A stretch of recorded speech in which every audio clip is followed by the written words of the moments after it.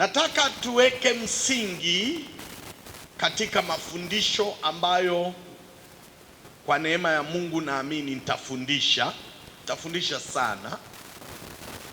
Naamini nitafundisha sana. Sisi kama wa Pentekoste ni vizuri kufahamu pia kuhusu imani yetu. Mungu asifiwe sana. Ili tuwe na uwezo wa kuwaelezea wengine. Na uwezi kuwaelezea wengine kama hujafundishwa. Kuhubiri mtu hawezi kukumbuka, lakini kufundishwa mtu atakumbuka. Sio tu tafundisha na kuombea. Watu watajazwa Roho Mtakatifu sana. Wewe uamini, mimi naamini. Utajazwa mpaka utasema hivi, huko nyuma kumbe ilikuwa sijajazwa vizuri. I tell you, utajazwa. Wewe tegemea tu na moyo wako utakavyokuwa. Utajazwa. Yaani nakwambia utajazwa wewe. Kuna watu wachache huko wanataka kutoamini.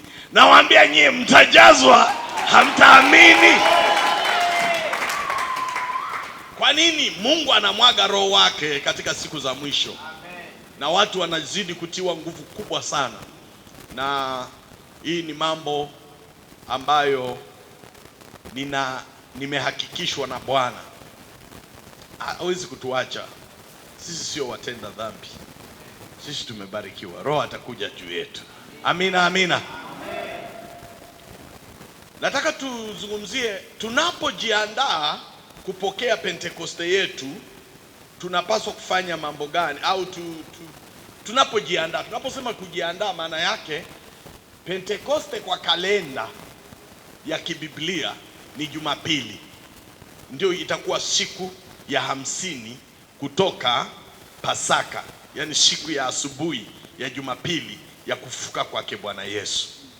Kwa hiyo Jumapili ndio itakuwa Pentekoste. Pentekoste maana yake ni siku ya 50.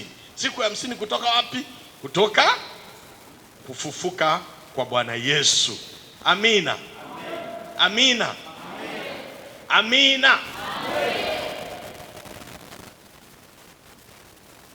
Sijafanya utafiti, lakini nitaenda kufanya utafiti. Dr. Norbert ni dokta, nasomea. Hebu nenda fanya utafiti kutoka siku ile wana wa Israeli wametoka Misri, ile siku ya Pasaka, mpaka siku ile wanafika Sinai. Ni siku ngapi? Maana Mungu anafanya mambo kwa msimu. Wewe ndio maana ninaposema hivi nina uhakika kabisa. Tusome hili, sitafundisha leo, lakini nataka kuweka msingi. Unaweza tu ukaona hiyo flavor ya mafundisho ambayo nitafundisha. Tuanze sura ya 2 ya Wakorinto wa kwanza. Tutasoma mstari wa 4. Tutasoma mistari mingi, lakini sio kwamba nitafundisha. Nitaendelea tu kujenga msingi wa mafunzo yangu.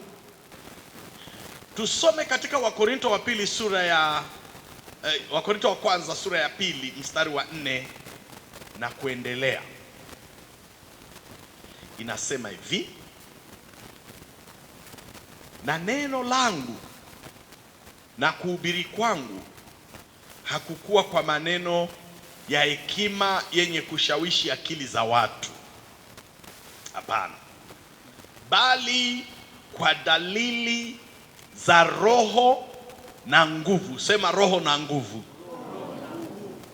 Kwa nini? Ili imani yenu isiwe katika hekima ya wanadamu, bali katika nguvu za Mungu. Anaendelea kuzungumzia juu ya hekima. Kwa maana je, sisi kanisani hatuna hekima? Hatuna hekima ambayo tunaweza tukasaidia? Walakini iko hekima tusemayo kati ya wakamilifu. Ila hekima hii si hekima ya dunia hii, wala ya hao wanaoitawala dunia hii, kwa maana ya wakubwa wenye akili, watawala na nini, dunia wanaobatilika. Bali twanena hekima ya Mungu katika siri, ile hekima iliyofichwa ambayo Mungu aliazimu tangu milele kwa utukufu wetu. Sema kwa utukufu wetu. Yani kuna hekima imetunzwa kwa ajili ya utukufu wetu.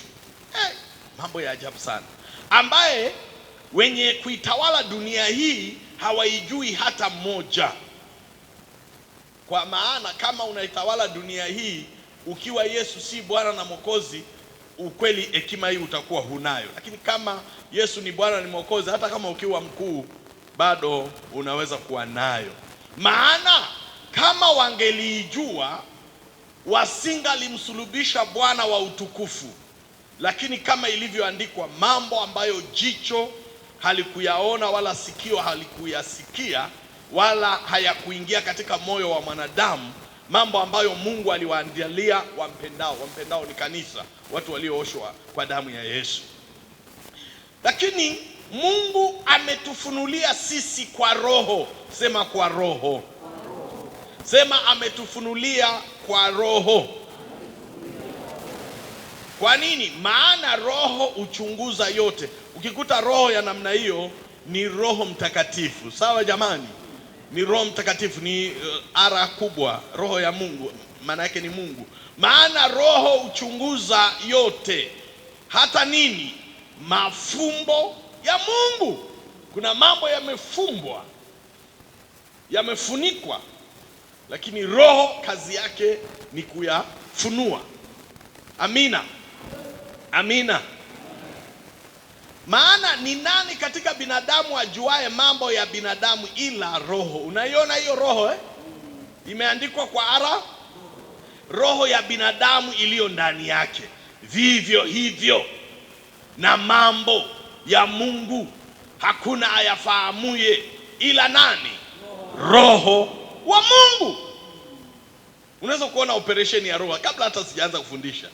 Yeye kazi yake ni kufunua, ni kumwonyesha Mungu mambo yake na kadhalika.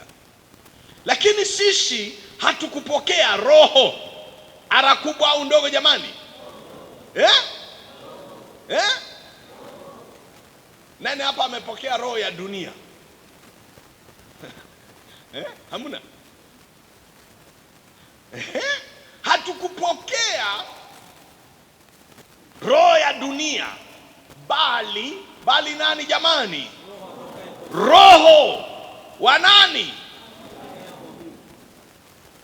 Roho atokaye kwa nani? Makusudi tupate kuyajua tuliokirimiwa na Mungu. Bwana asifiwe sana. Sasa kama unaweza ukasoma dalili, unaweza ukapata picha ya mafundisho ambayo naenda kufundisha. Nafundisha, nitatembelea hapa. Mungu asifiwe sana. Haleluya, haleluya. Haleluya, haleluya. Unaweza ukaamini unajua, lakini nataka nikwambie hujui, unajua kwa kiasi. Unaweza ukafikiri unaufahamu, lakini ukweli ufahamu wako ni kidogo, unahitaji kuongezewa. Tutakapojifundisha juu ya Roho Mtakatifu, atafunua mambo mengi sana, na hasa atafunua moyo wa Mungu na yale ambayo Mungu ametupa sisi. Kuna mambo mengi Mungu ametupatia, lakini hatuwezi kujua kwa sababu yamefichwa. Yamefichwa kwa nini? Kwa kuwa tunaishi katika ulimwengu wa dhambi. Tunaishi kwenye ulimwengu ulioharibika. Tunaishi kwenye ulimwengu usiyempenda Mungu. Kwa hiyo Mungu anaficha, ila wale wanaompenda, wanamtafuta, anawafunulia. Na ametumia kigezo cha Roho Mtakatifu. Anakuja kutoka kwa moyo wa Mungu, anaingia, anakaa ndani yetu, alafu anaanza kutufunulia Mungu kipande hadi kipande hadi kipande hadi kipande. Mungu asifiwe sana. Mpigie Roho Mtakatifu wa Mungu makofi. Hayo makofi ni mabaya. Tunampigia Roho Mtakatifu kwa sababu ndiye anayetufundisha Mungu. Amen. Ndugu zangu, najaribu kuanza kufundisha lakini ngoja kidogo. Ni hivi, Mungu sio kwamba yuko mbali na watu, ila dhambi za wanadamu zimemfanya asionekane. Biblia katika Matendo ya Mitume inasema ingawa hayuko mbali, ila Mungu ameamua watu wamtafute, hata kama ni kwa kupapasa, wafike wafanye nini? Wamuone. Kwa hiyo Mungu kwako hakika hayuko mbali, lakini sio rahisi kumuona. Kwa hiyo amejificha, na amejificha, Biblia inasema amejificha katika giza. Giza maana yake sio kwamba yeye ni mtu wa giza. Yaani amejificha mahali ambapo huwezi kumuona. Ndio maana kupapasa, unapapasa si kwenye huoni, si ni giza. Bwana tusaidie sana. Ndivyo ilivyoandikwa, amekaa katika giza nene ili watu wasimkaribie. Sasa tutafanyaje? Kwa nini anajificha hivi? Anajificha kwa usalama. Kwa sababu Mungu akijifunua hapa, hamna mtu atarudi nyumbani. Niwaambie kweli, hamna mtu atarudi nyumbani. Si hata Yohana si amesema katika Yohana 1, sijui sura ya ngapi, Injili ya Yohana, anasema hivi, hakuna mtu amemwona Mungu wakati wowote, ila Mungu mwana pekee ndiye alifanya nini? Aliyemfunua. Kuna watu wengine hata hilo andiko ni kama hawalipo. Jamani, 1:18 inawezekana likawepo hilo 1:18, kuna kitu kama hicho. Sasa kumbe siku moja Tomaso akasema, nataka utuonyeshe Baba. Yesu kwani alilipenda hilo swali? Hakupenda. Akasema, wewe, yaani nimekaa na wewe Tomaso kila siku hapa, hamjaniona? Mtu mkiniona mimi mmemwona Baba. Mungu asifiwe sana. Bwana tusaidie sana. Amen. Lakini ajabu, ukisoma ili andiko, naomba nitaishia hapo ili tuje utamu uendelee wakati wa semina. Ukisoma ili andiko, kumbe ni kama Mungu Baba anayemfunua kwetu ni Yesu Kristo. Sijui mmenielewa? Na Yesu Kristo anayemfunua kwetu ni Roho Mtakatifu. Mmenielewa jamani? Pamoja na hayo kazi za msalaba, utajiri aliotuwekea baada ya kufufuka kwake, mamlaka na nguvu za kimungu na kila kitu, Kristo Yesu huwezi kumfahamu kama Kristo na Mwokozi. Ndio hiyo inaitwa hekima. Roho Mtakatifu anatupa hekima tumjue yeye Yesu aliye uzima. Maana watu wa dunia wangepata hiyo hekima, wasingemsulubisha. Si wangepiga saluti wote? Wangempigia tu saluti kwamba mheshimiwa, nani atasulubisha huyu? Hatuwezi. Lakini bahati mbaya walifichwa. Ila hapa anasema Roho alipokuja anaanza kutufunulia, tunasema kumbe huyu Yesu sio tu mwanaume fulani wa kutoka Nazareti. Huyu Yesu kumbe sio kwamba amezaliwa na Mariamu ndio mwanzo wake. Hayo hayawezekani mpaka Roho Mtakatifu akufunulie. Huyu Yesu kusulubiwa kwake kumbe sio jambo lililotengenezwa tu kwa kumsingizia. Kumbe nyuma yake liko kusudi la Mungu. Huyu Yesu kumbe ajafa, roho yake ilienda mpaka chini, akawafungua walio katika kifungo. Hayo mambo hayawezekani ila kwa tafsiri ya Roho Mtakatifu kwa wale wanaompenda. Kwa hiyo tunapojifunza juu ya Pentekoste, tutakuja kujifunza sana kumjua tena Yesu, na Yesu atajifunua katika maisha yetu na kutufunulia yale ambayo Mungu ametukirimia. Neno kutukirimia mnajua? Ametukarimu, lakini hatujui kwamba tumepewa. Hayo Roho Mtakatifu anatufunulia. Naomba tumpigie tena Roho wa Yesu makofi. Yes, tumpigie Roho wa Yesu makofi. Sisi tunataka tujue. Sisi tunataka tumjue Mungu. Amina, amina. Amina, amina. Sasa hebu tuongelee kidogo Pentekoste. Nimewaonyesha flavor kidogo ili Jumatano uje kwa bidii tuanze kujifunza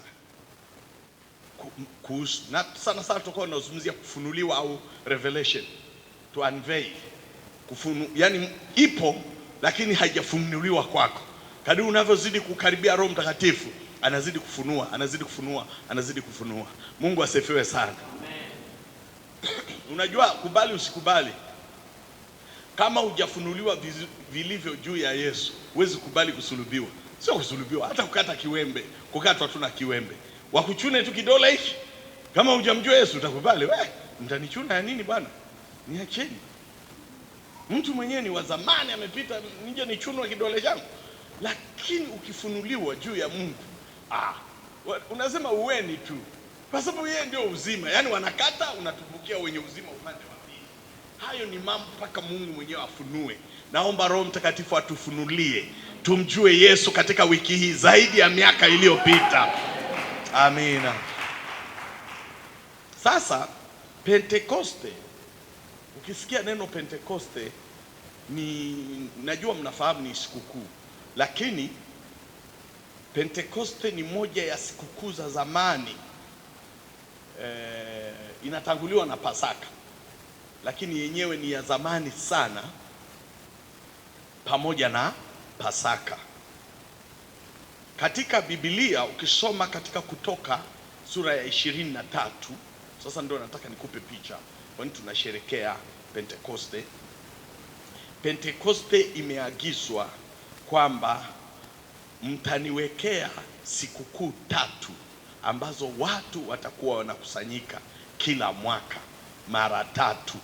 Kutoka sura ya 23 mstari wa 14 hadi 17.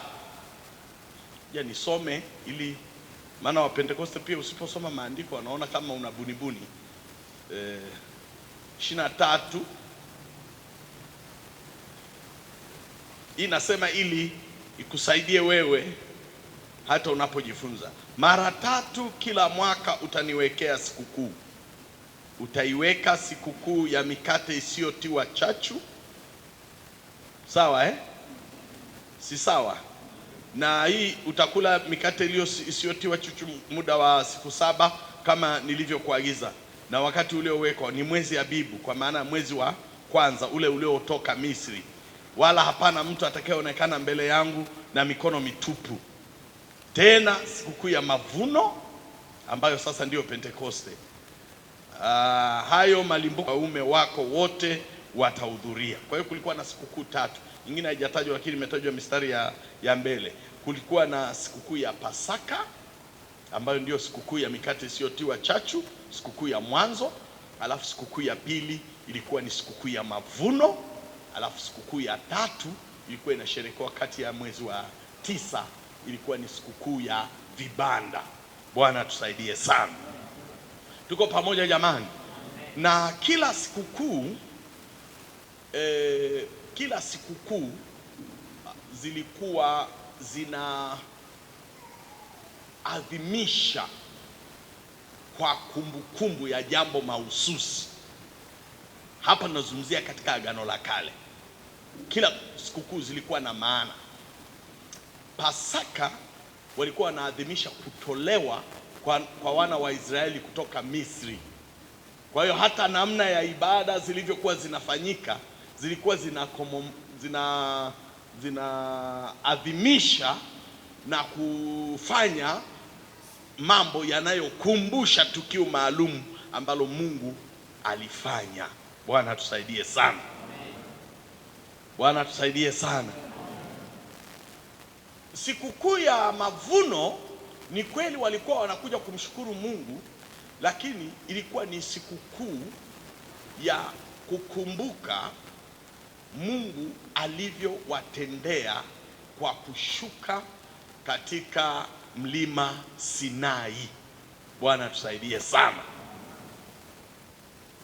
Kwa sababu haijawahi kutokea Mungu wa dunia nzima kuteremka kwenye mlima na watu wote wakashuhudia na mlima ukatetemeka.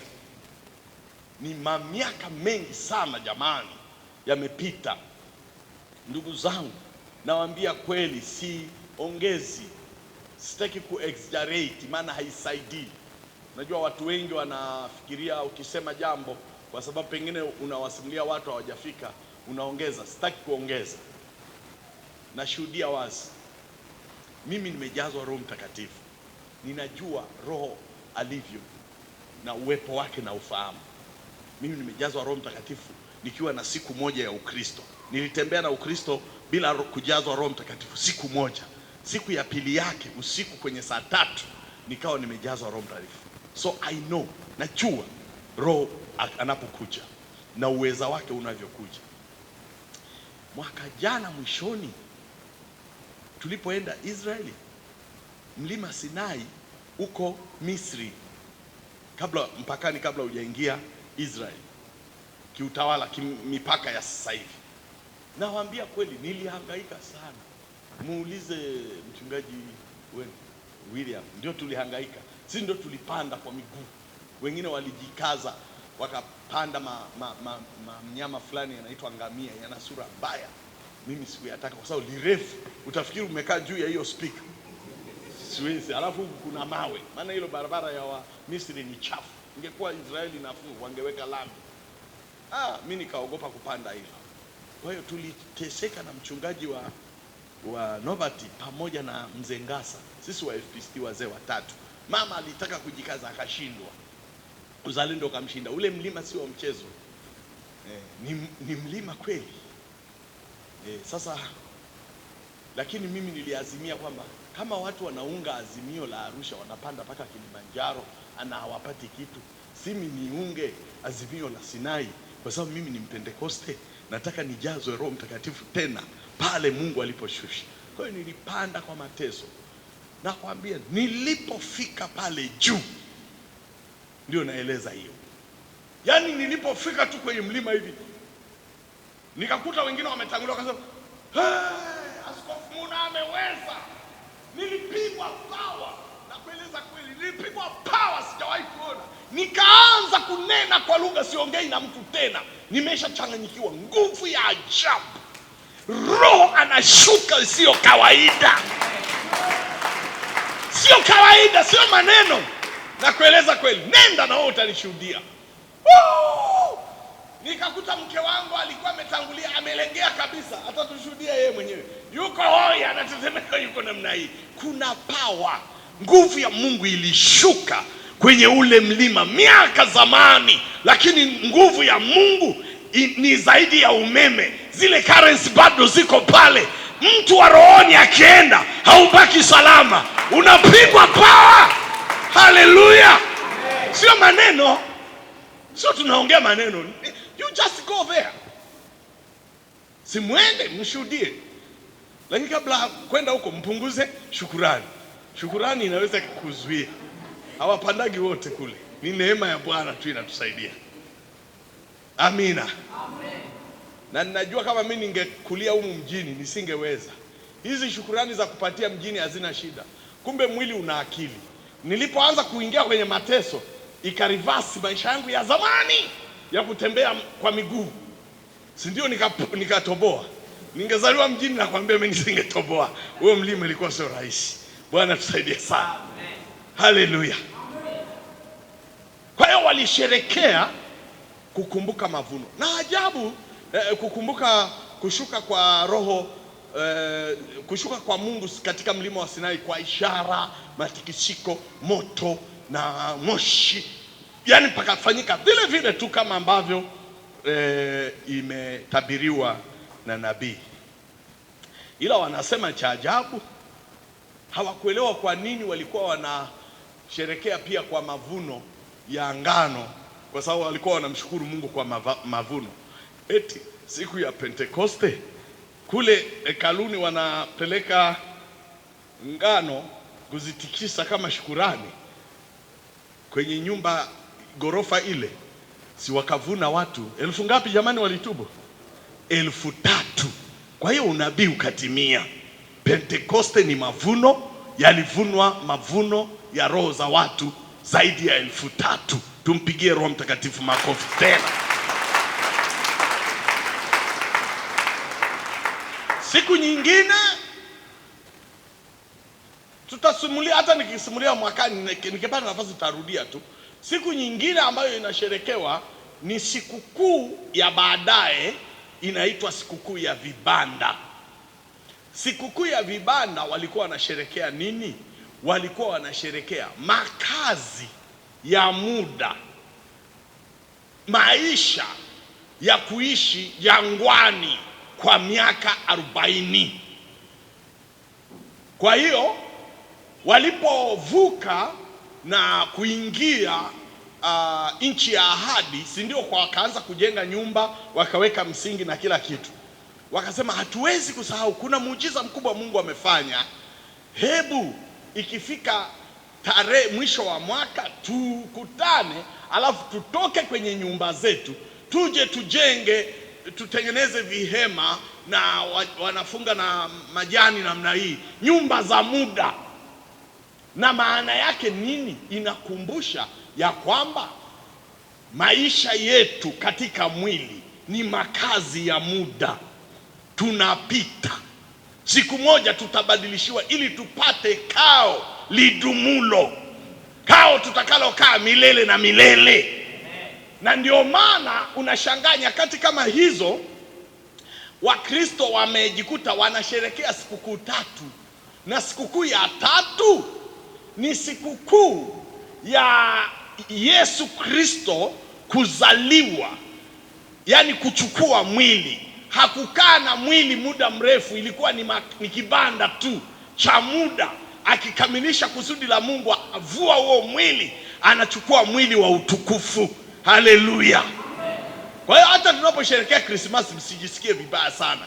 Tunasherehekea vibanda, kwamba tuko kwa muda katika mwili huu. Tunaweza kumpigia Mungu wetu makofi jamani.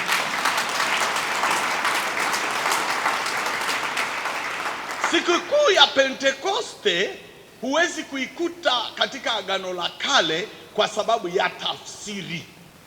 Tafsiri ya Agano la Kale ilitafsiriwa Kiebrania na Kiaramaiki.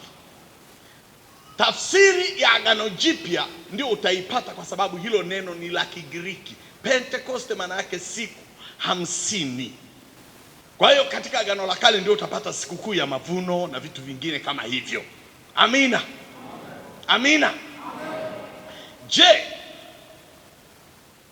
kanisa la kwanza walisherekea Pentekoste? Yes, walisherekea Pentekoste. Je, walisherekea Pentekoste ya kushuka moto kule nani? Kule wapi? Sinai? Wao walisherekea kushuka kwa Roho Mtakatifu, ile ambayo imeandikwa katika Matendo ya Mitume sura ya 2. Ndio maana walikuwa wanaendelea na hiyo sikukuu. Bwana tusaidie sana. Bwana tusaidie sana. Mnafahamu hivyo eh? Kwa hiyo tukawa tumegawanyika hivi. Hata leo Pasaka Wayahudi wanasherekea ingine na sisi tunasherekea ya kwetu. Wayahudi wanasherekea nini? Wanasherekea nini? Ile kutoka, kuchinjwa kwa mwana kondoo na kuweka damu kwenye miimo. Na sisi je, tunasherekea kuchinja kondoo kule Misri? Jamani, tuseme ule ukweli. Pasaka tunasherekea ya ile kondoo? Tunasherekea nini? Kufa na kufufuka kwa Bwana Yesu. Toa vitu viwili tofauti. Pentekoste mpaka leo hata ukienda Israeli wanasherekea Pentekoste. Ni nchi tu za kipagani ndio hawajui. Lakini Israeli leo ukienda wanasherekea Pentekoste. Je, wanasherekea kushuka kwa Roho Mtakatifu kwa wanafunzi 120? Wanasherekea nini? Wanasherekea nini? Nimemaliza sasa hivi jamani kuongea. Watu wa Mungu. Darasa gani hii kubwa hivi alafu hawajibu? Wanasherekea nini? Kushuka kwa Mungu katika mlima Sinai, katika ishara na mtikisiko. Mmeshanielewa? Je, na sisi wa Kristo tunasherekea kushuka kwa Mungu kwenye mlima Sinai? Sisi Pentekoste tunasherekea nini? Kushuka kwa Roho Mtakatifu juu ya kanisa siku ya Pentekoste. Mpigie Bwana Yesu makofi.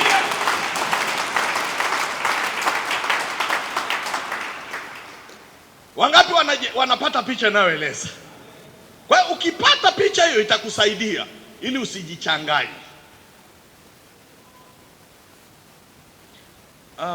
Ukisoma maandiko kwa kifupi, ukisoma katika Matendo ya Mitume 20 mstari wa 16, inaonyesha Paulo alijaribu kuwahi kwenda Yerusalemu kwa ajili ya Pentekoste.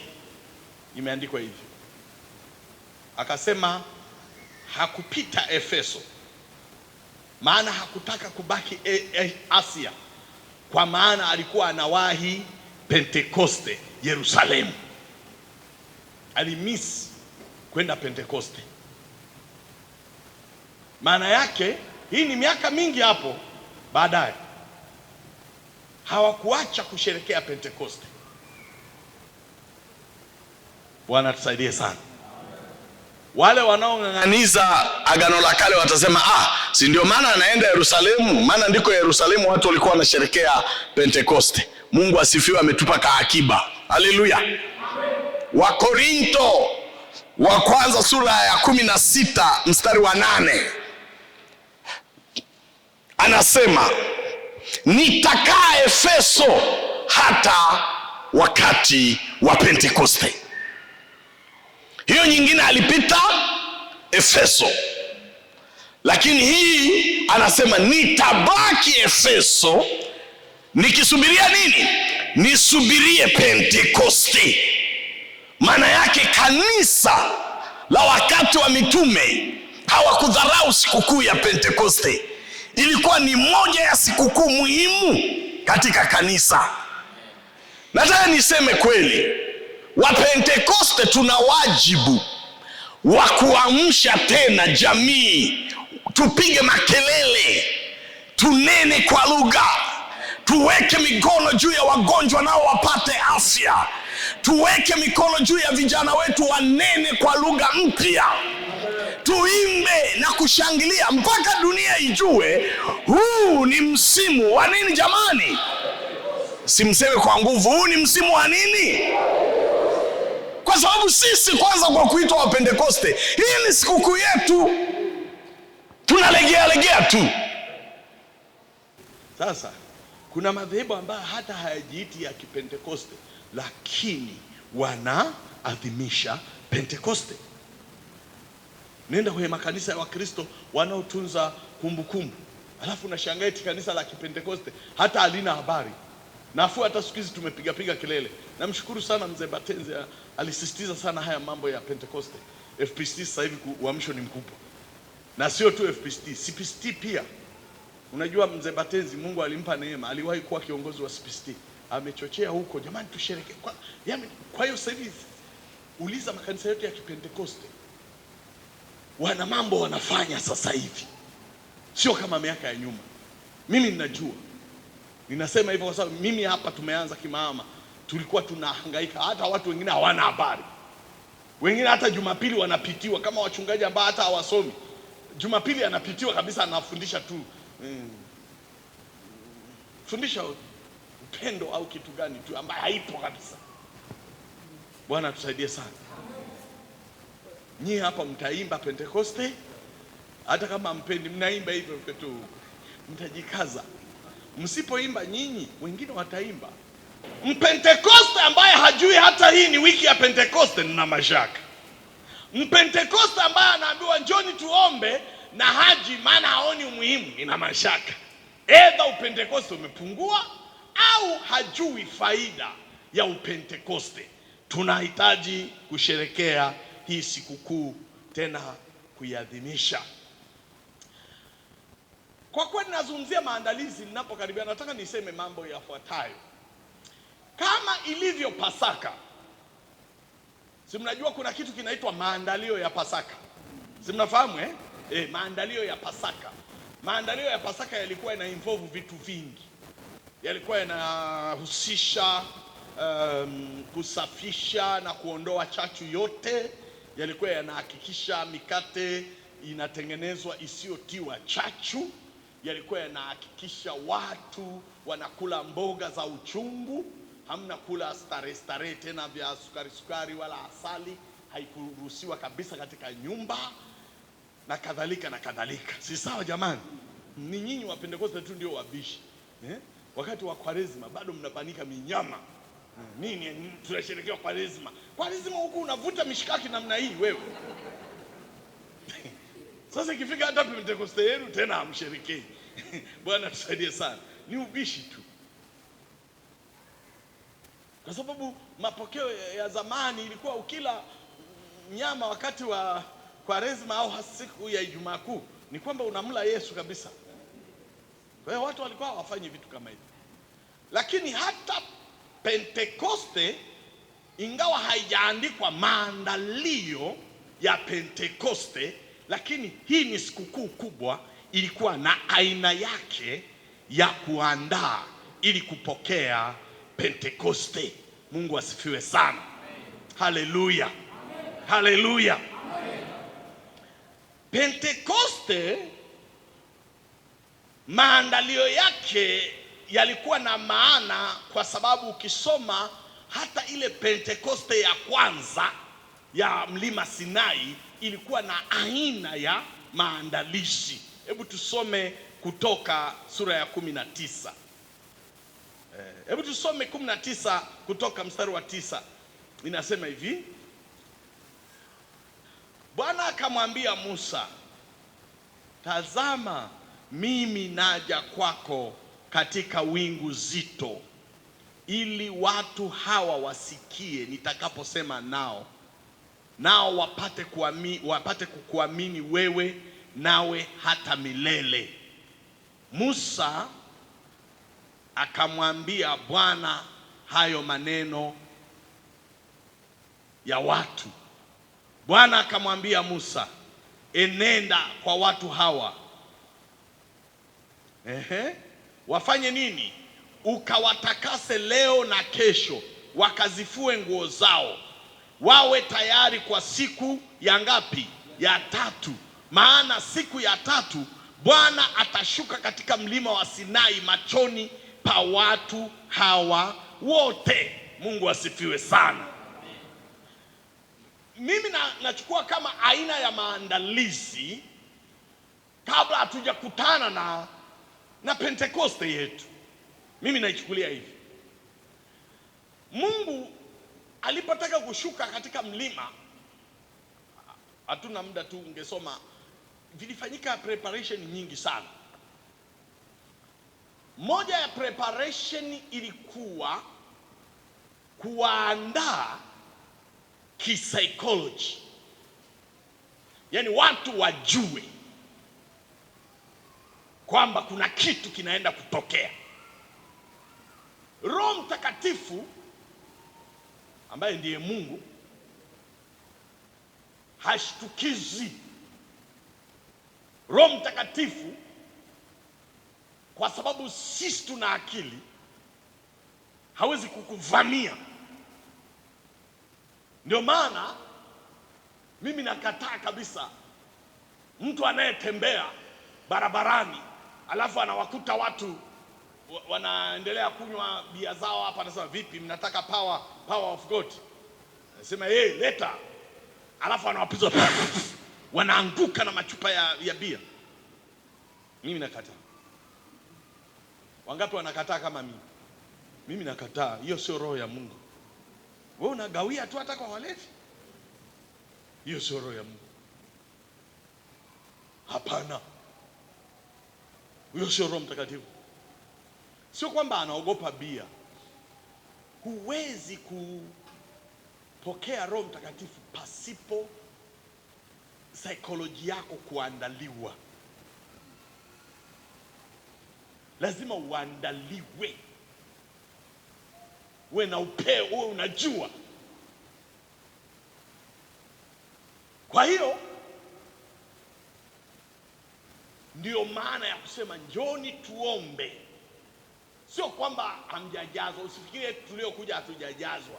Kuna wengine tumejazwa kuliko wewe, na tunanena kwa lugha kuliko wewe. lakini bado tunasema tuje tena. Kwa nini? Tunajipanga. Ni namna, unajua akili ya mtu imetengenezwa, yaani kianza kuimba juu ya Roho Mtakatifu, sijui nini juu ya Roho Mtakatifu, wimbo Roho Mtakatifu nini. Simon anafahamu, nimwambia tuimbe tupate Pentecoste. Mlimba sana, nichelewa kidogo. Yaani hizo zote ni maandalio ya mtu ajue kwamba tunaenda kwenye jambo fulani. Bwana tusaidie sana. Ukisoma katika Matendo ya Mitume sura ya 1 mstari wa 4, utamkuta Yesu alivyokuwa anawaandaa kisaikolojia. Anasema hivi, mstari wa 4 na wa 5 inasema hivi: hata walipokuwa amekutana nao, yani Yesu amekutana nao, aliwaagiza wasifanye nini? Wasitoke Yerusalemu, kwa sababu hawa wengine walikuwa hawakai Yerusalemu, wanakaa sehemu mbalimbali. Akamwambia please, msiondoke, bali wafanye nini? Waingoje ahadi ya Baba. Sikia sasa anavyowapangia hoja. Anasema, ambayo mlisikia habari zake kwangu, ya kwamba Yohana alibatiza kwa maji, bali ninyi, haleluya, bali ninyi, haleluya, mtabatizwa katika Roho Mtakatifu baada ya siku hizi chache. Si mtu anaanza kujipanga. Yesu alijua kabisa hao ndugu wana maisha yao, wana miji yao na nini, lakini anajua lazima wajipange ili wapokee Roho Mtakatifu. Kawaambia, jamani, mmesikia habari kwamba mimi nimenenewa juu ya Roho Mtakatifu, ya kwamba Yohana alibatiza kwa maji, bali ninyi wanafunzi wangu mtabatizwa na Roho Mtakatifu baada ya siku hizi chache. Hebu kaeni mngoje. Kungoja ni ndio pamoja na maombi. Ni mwenye jeuri tu anasema sasa kama ni Roho si mnayejua, na kueleza Mungu bado humjui. Unahitaji kujaa tena. Umejaa, jazwa tena. Umejaa, jazwa tena. Umejaa, jazwa tena. Umejaa, jazwa tena. Hivyo hivyo tu. Nilikuwa nawaambia siku juzi kwenye maombi, nikasema Roho Mtakatifu hataondoka kwenye kanisa. Inaonekana atakapoondolewa na kanisa litakuwa halipo. Maana imeandikwa yupo azuiaye. Atakapoondolewa ndipo mpinga Kristo atakapodhihirika. Mimi naamini hazungumzii kanisa, anazungumzia Roho Mtakatifu. Na kama Roho Mtakatifu ataondolewa, maana yake ataondoka na kanisa. Sasa hii issue jamani ya kubebwa na Roho wa Mungu, unafikiri itakuwa ni kidogo kidogo? Lazima tujae sana. Amina, amina. Amina, amina. Amina, amina. Sijui itakuwa saa ngapi, itakuwa muda gani. Mungu atusaidie. Mimi naamini pengine itakuja wakati wa maombi ya kujazwa Roho wa Yesu. Ndipo watu watafikiri wanajazwa tu wako kanisani, ghafla wanashtukia wamezipita hizi taa. Kama imeenda wapi? Wanaendelea kunena, ghafla wanashangaa wanagusa mawingu. Wanaendelea kunena, ghafla wanashangaa sayari ya dunia wameiacha kule. Tunahitaji kujazwa na kujazwa na kujazwa. Ni kiburi tu cha mtu kusema mimi inatosha bana, ile ya mwaka jana. Wewe, power ya mwaka jana inatosha kweli?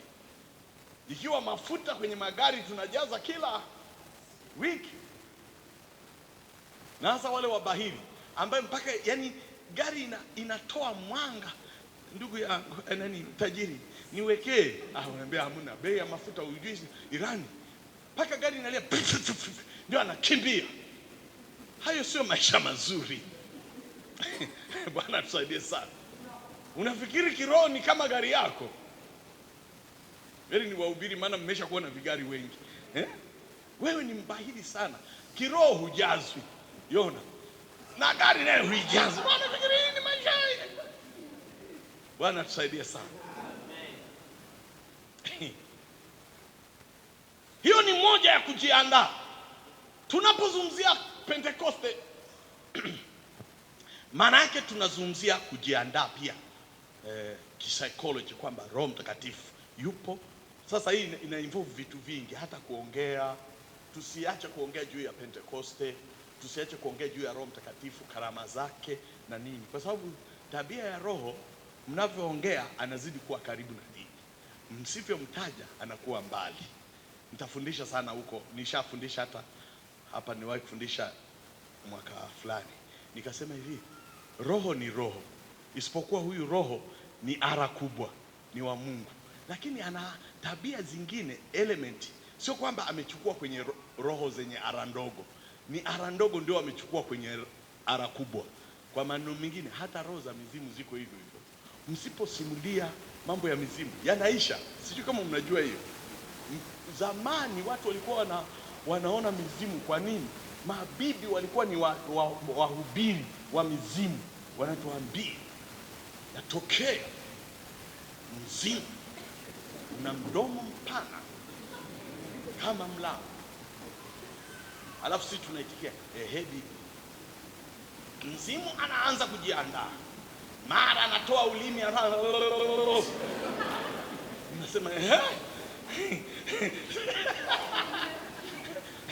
baada anasema anamvuta baba, anammeza ngapi. Bado mama hajakazi, unasikia mama kiatu kinadondoka huko ngapi. Watoto wakienda kulala, makelele usiku kucha. Kweli au si kweli? Kwa sababu wanavuta kadri wanavyoongelea. Lakini unaonaje sisi Wakristo tukiongelea juu ya Roho Mtakatifu? Amina, amina. Kwamba Roho ni mzuri. Yaani Roho Mtakatifu ananisaidia. Hata nikiwa kwenye changamoto, Roho wa Bwana akaniambia usiingie mlango huo binti yangu, kuna mabouncer wanakusubiria. Ndio tabia ya Roho, atatuongoza, atatuepusha na ajali. Usiingie hata hii gari. Mimi nafahamu Roho Mtakatifu ni mzuri. Viofa vingi tunavyopewa juu, mimi huwa navikataa. Nani? Roho Mtakatifu ananinong'oneza. Na vile ambavyo ananinong'oneza alafu ninalazimisha, nakula hasara. Bwana tusaidie sana. Ongea mambo ya Roho Mtakatifu, utaanza kuona anavyokusaidia. Usiwekeze sana. Watu wengine wanaongea tu Roho Mtakatifu kama ni karama tu za ufunuo na nini. Roho Mtakatifu atachangamana na sisi, atakuwa pamoja na maisha yetu, mpaka hata kwenye kazi zako atakwambia kabisa, usiweke hela hapa, mtaji wako utaliwa. Kweli au si kweli? Mie labda hamjatapeliwa, mimi mwenzenu nimetapeliwa sio mara moja, lakini tangu nikiwa nimeokoka na nimejazwa Roho Mtakatifu sijawahi kutapeliwa nisiwe nimesikia kasauti kanakuja. Lakini kwa ubishi, alafu hao watapeli wanyanya, kuna hela baba, usirudi na hela, utajutia wanzako watakapoanza kupokea. Roho anakwambia wewe unaliwa. Tena huwa anaongea kisababu, unaliwa kijana wangu, unaliwa. Unasema niache. Alafu linatokea jirani linasema mimi naweka, na wewe unazichukua unaweka. Ukishaziweka anakwambia si nimekwambia jiandae. Nakwambia siku unapolia atakukumbusha nilikunong'oneza. Kweli au si kweli? Wangapi wamewahi kuona hiyo kitu? Yaani Mungu anakuambia kabisa. Juzi tulikuwa tunaongea na mama mambo ya Roho Mtakatifu vile anavyotukumbusha. Akanikumbusha mambo ya zamani. Tulikuwa na jembe la kulimia la ng'ombe tukiwa kijini. Anasema alipofika kwenye ile jembe la ng'ombe akasikia sauti inamwambia hivi, libebe hili jembe, litaibiwa, lipeleke ndani. Si vijijini tunaacha tu huko nje. Sauti ikamwambia kwa upole. Akajiuliza, hili jembe mpaka limejichimbia, yani hatujalitumia muda mrefu, litaibiwa nini? Akaliacha. Usiku ule wezi walikuja wakalibeba, na akuniambiaga, ndio ananiambia juzi, mama nisiwatoe nje ya somo, lakini hebu tuongee Roho Mtakatifu, tunene kwa lugha, tububujike, tuimbe Roho Mtakatifu, tutamke tu Roho Mtakatifu. Wewe utashangaa mambo yanaanza kuja. Wangapi wanapenda Roho Mtakatifu atembelee maisha yao? Atembelee huduma zetu, atembelee kazi zetu, atembelee hata ofisi yako. Unaonaje dada yangu, ofisi yako ikijawa na Roho Mtakatifu? Wachawi wataikaribia kweli? Wakija wanasema huyu ni mchawi namba 1. Oh, haleluya! Hakuna anayeweza kumloga Mungu. Mungu anakaa katikati yetu kupitia Roho wake Mtakatifu. Mungu anamleta Yesu kupitia maisha ya Roho Mtakatifu ndani yetu.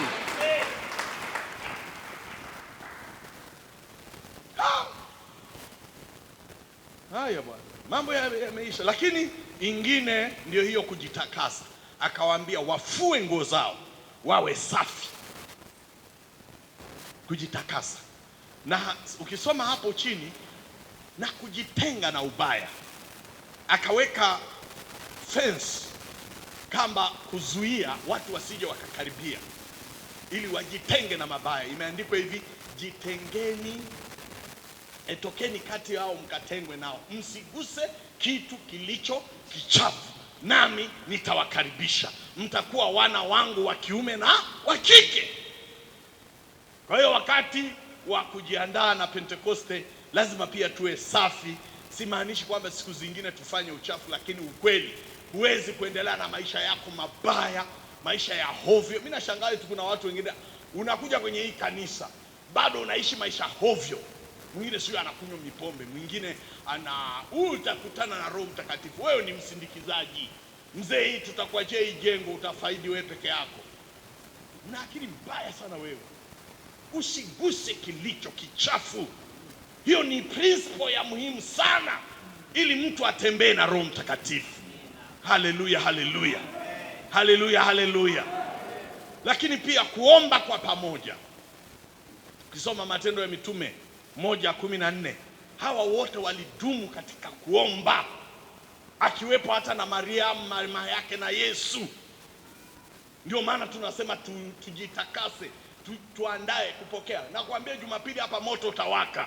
Hutaamini, moto utawaka. Njoni kesho na kesho kutwa, alafu tuanze semina, tuendelee kuongea habari ya Roho Mtakatifu. Sijui kama utakaa hapo kwenye kiti. Moto utawaka, hujapata kuona. Kwa nini? Pentekoste inamhusu Roho Mtakatifu, na Roho Mtakatifu akitajwa hapo anakuja. Waimbaji wanamuita Yesu na Roho wake anakuja. Huduma yenu itakuwa tofauti. Mwisho, tuamini ahadi ya Mungu itatimia. Tuamini ahadi ya Mungu itatimia. Amen. Roho Mtakatifu ni Mungu ameahidi, sio mtu. Sasa sisi kama waamini tunampokea kwa imani. Watu wengine wanauliza, mbona kama maombi yamekuwa kavu sana? Maombi ya Pentekoste ndio maombi magumu katika maombi. Sisi tunajua. Tena mikutano ya Pentekoste mkianza kuomba, mwanzoni mnaweza mkasema turudi nyumbani, maana ni migumu kama nini. Kwa nini? Ni maombi ya wenye imani. Maana yake kama unakuja tu ukaanza kwamba Baba yetu wa mbinguni, unajaa, si utaacha atakuja siku ya pili? Maombi yanaendelea, kavu unaendelea. Siku ya kwanza wakapiga, siku ya pili wakapiga, mpaka ya 9 bado. Siku ya 10 asubuhi Roho Mtakatifu akashuka. Simama tunapokwenda kufikia mwisho. Mungu akubariki mno. Nichukue nafasi kukaribisha tena, njoo kesho kwenye maombi.